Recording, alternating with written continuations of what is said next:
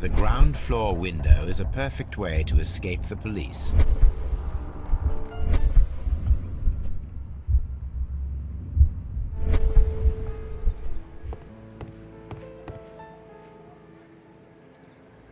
This hatch leads to a cellar.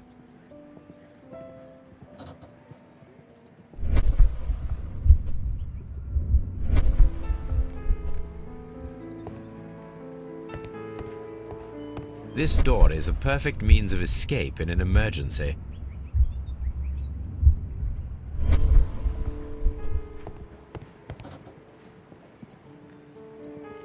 This door leads to a kitchen, which holds the shortest route to the back door.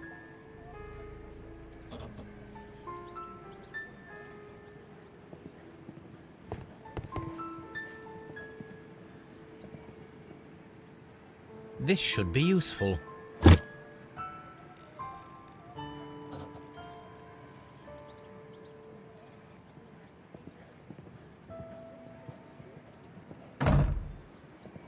The door is now blocked.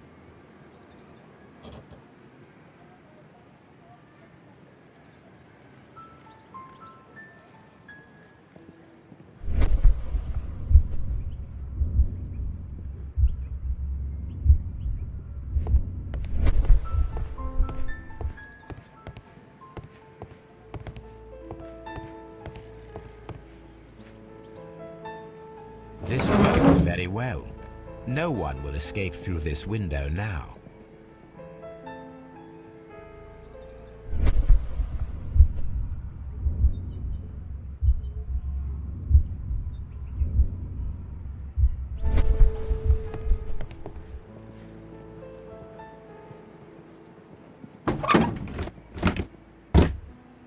There is no ladder. If anyone falls here, he will need assistance to get out.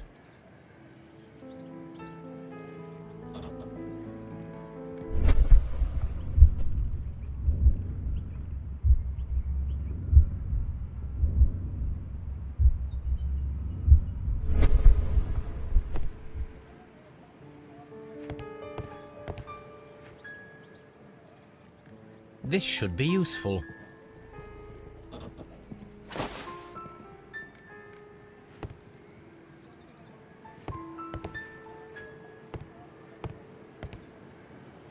This hatch leads to a cellar.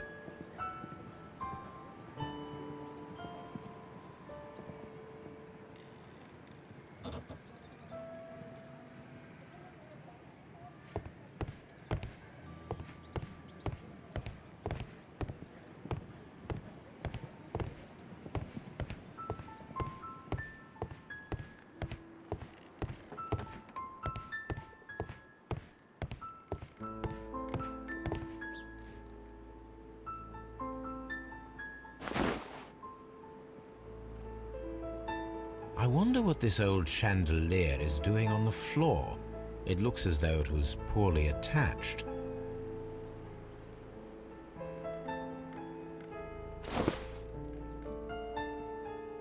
I suppose that the thieves already tried to open the lock with this formidable hammer, but they were unsuccessful.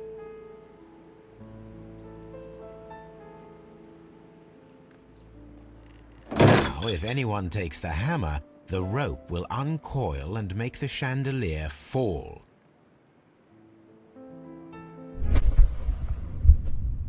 If he runs through the dining room and takes a sledgehammer to force open the door, the chandelier will knock him down.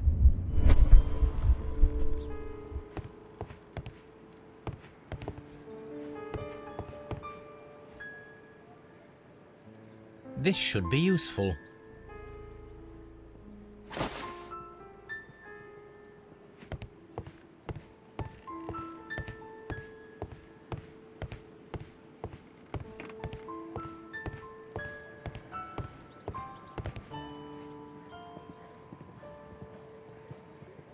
Now, it's not an open hatch, just a nice carpet on the floor. I should walk carefully here, else my plan will be ruined.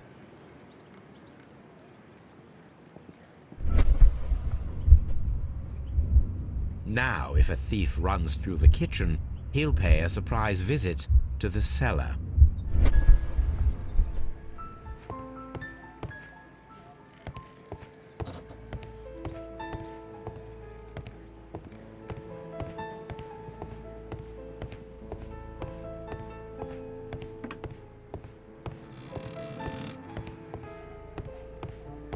Although this window is high above the ground, it would be possible for one of the thieves to attempt to use it for their escape.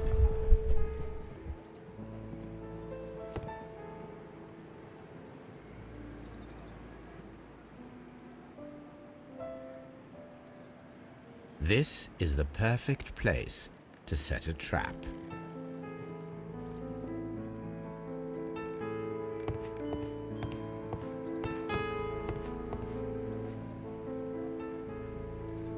This should be useful.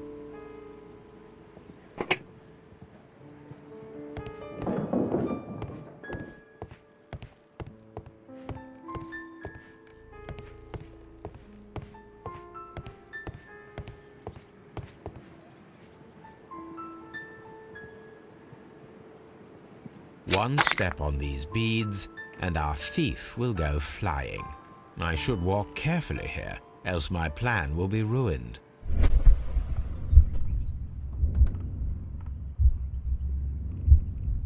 Any thief who finds his way upstairs will roll down very quickly. The traps for my circus companions are all prepared. I can leave now, but I'll return later with Charles Foley and his companions.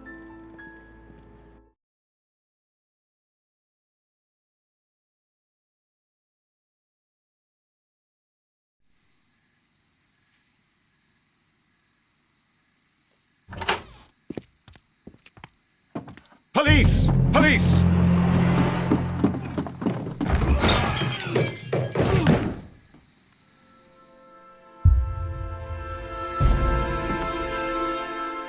Stop where you are! Where are they?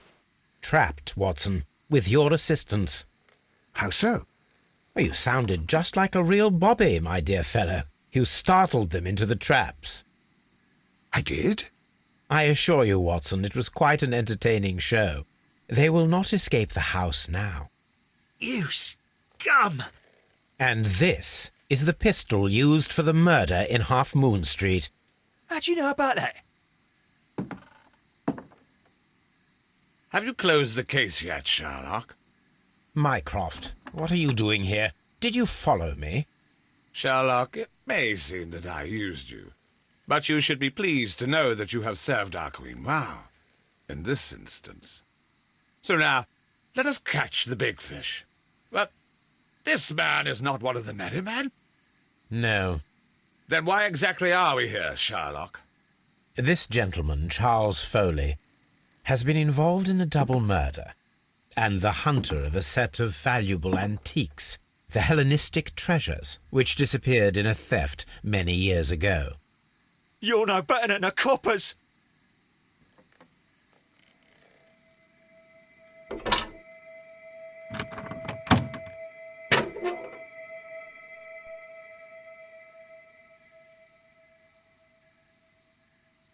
Holmes, that is incredible. The Hellenistic treasures. Indeed.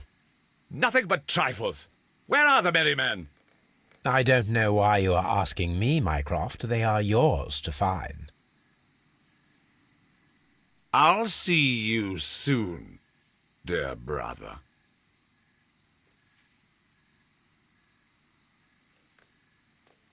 Don't move, you flim-flammer. The trap with the chandelier worked perfectly. Charles Foley has been knocked down. What a beautiful collection of art. It was thought lost.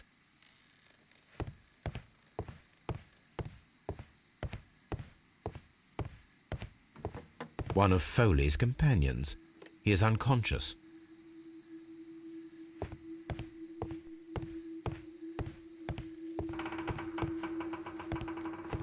One of Foley's companions. He is unconscious.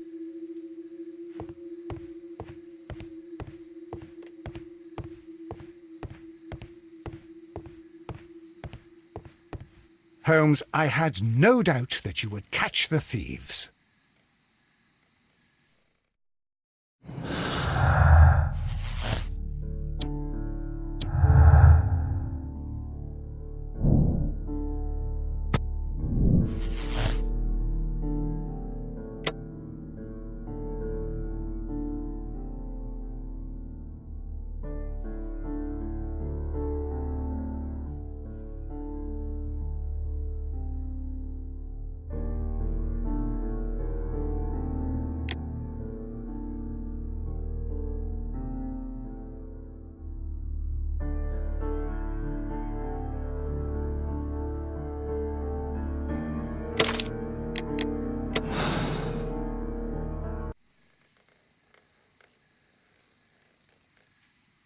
Charles Foley, you committed the crime of premeditated murder and of theft.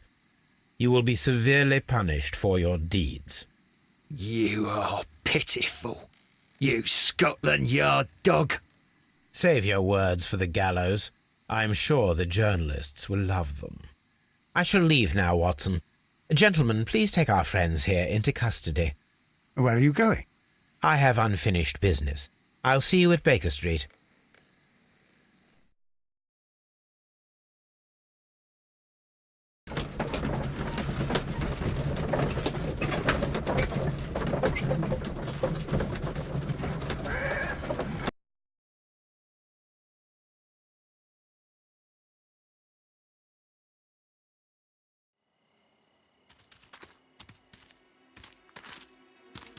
Be careful with the lamps.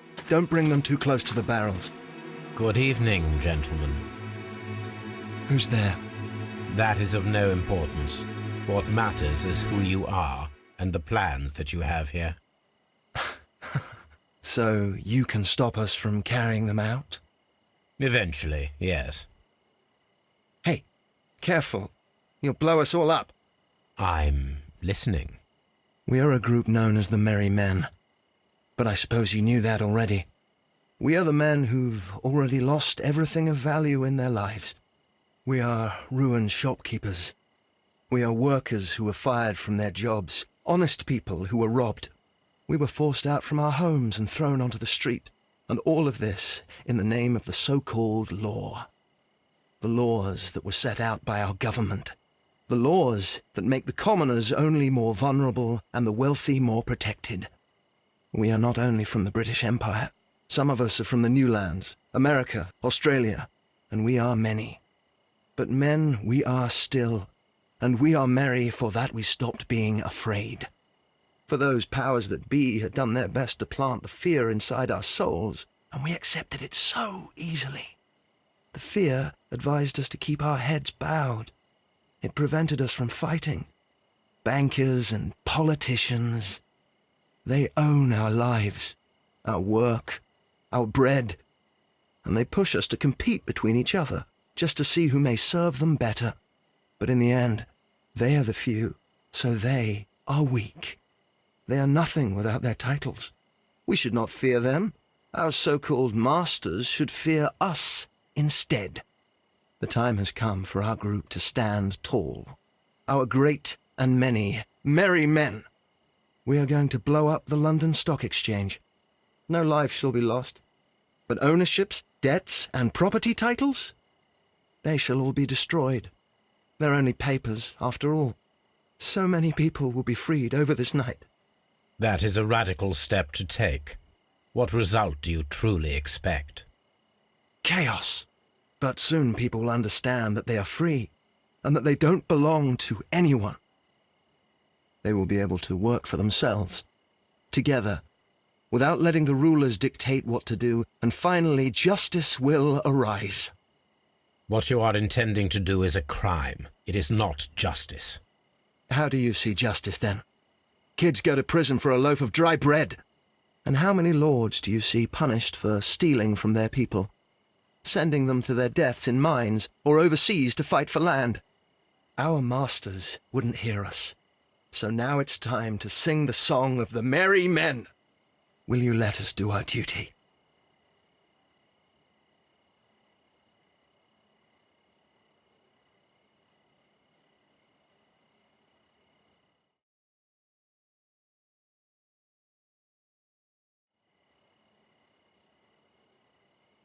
When the law serves only the few, it can no longer be trusted. Every man is equal, and he has a right to choose his own way. And I shall not stop you.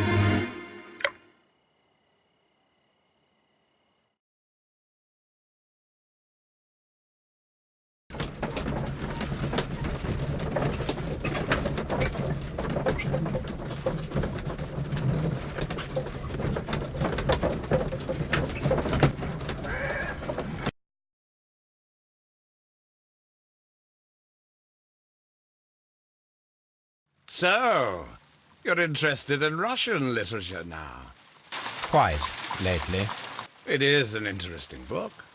I remember a few lines.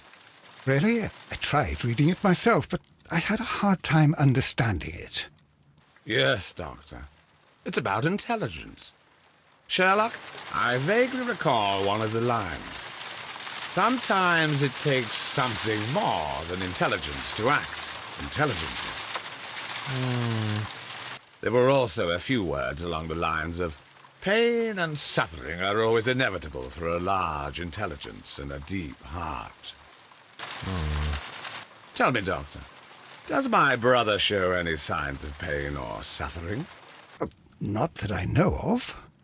Because you see, Doctor, behind all of his masquerade, my brother does possess a deep heart. So deep that he does not recall where he places his love.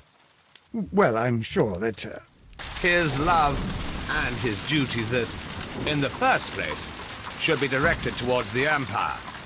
For without it, we would be nothing. A country filled with uncivilized men. I should leave now. Sherlock, Dr. Watson. Holmes, what just happened? What was that? The start of a new world. Anything in the post, Watson? Any clients worthy of our attention? Only a second reminder from Mrs. Hudson about our new neighbour. She urges you to remove your... Oh, I don't care about that.